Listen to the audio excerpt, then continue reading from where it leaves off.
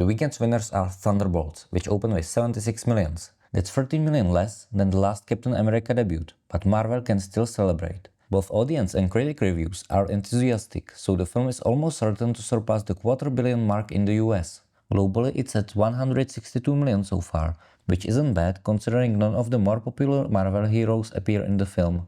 On the other hand, Thunderbolts will need strong legs to break even. With 180 million budget and another 100 million in marketing, it needs to gross at least 600 million in theaters to recoup costs. That won't be easy, as Mission Impossible with Tom Cruise will steal audiences in just 3 weeks. Still, I'm rooting for them. Apart from Deadpool 3, this is one of the best Marvel films in long time. The strong run continues for The Sinners, which dropped just 28% in third weekend, earning 33 million. That brings its US total to 180 million, an incredible success for a horror film with a 90 million budget. Ryan Coogler clearly knows what he's doing. Globally, it's just shy of 240 million, and even though international markets aren't contributing as much, it still has a chance to pass 350 million. Thanks to glowing reviews, this is well deserved, and you really should see it in theaters. In third place is Minecraft, adding a solid 14 million in its fifth weekend. The total now stands at 873 million, and the push toward $1 billion continues. It will be close, as Lilo and Stitch opening in 3 weeks will likely steal most of the family audiences. Still, this is a massive success either way.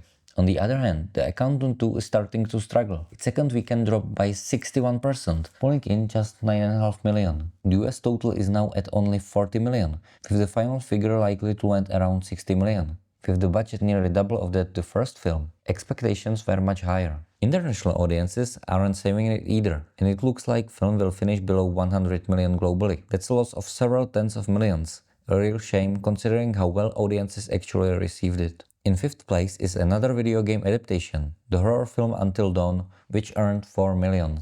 Globally it's at 35 million, not bad given its 15 million budget. And there is still a bit more to come.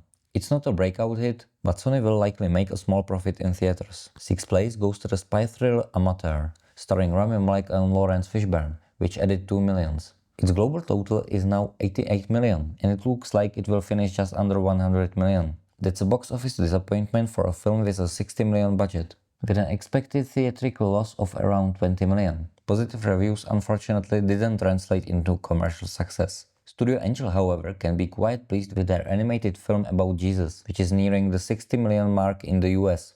With a 25 million budget and the enthusiastic audience feedback, that's a solid success, and well deserved for a film with an all-star voice cast. In 8th place is Alex Garland's acclaimed war drama Warfare, which earned 1 million.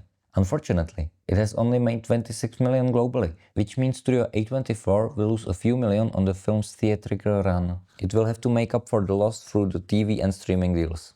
A real shame considering its quality. 9th place goes to the fantasy film Legend of Ochi, which made 300,000, bringing its total to 1.5 million.